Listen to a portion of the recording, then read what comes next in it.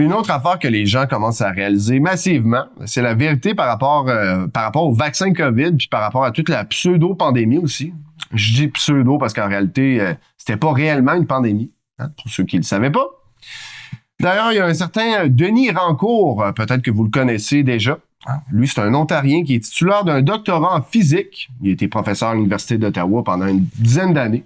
Il a aussi écrit des centaines de billets scientifiques pour les journaux scientifiques les plus legit. Bref, un top.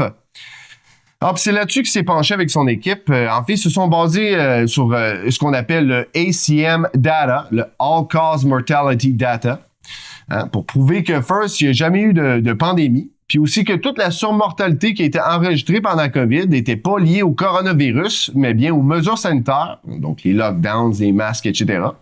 Puis aussi par rapport au vaccin COVID. Justement, écoutons-le, monsieur Rancourt.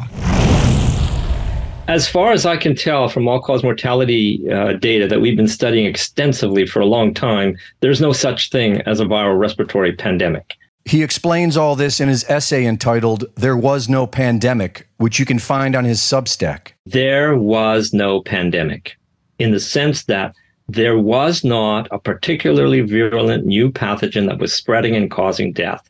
That is not what happened.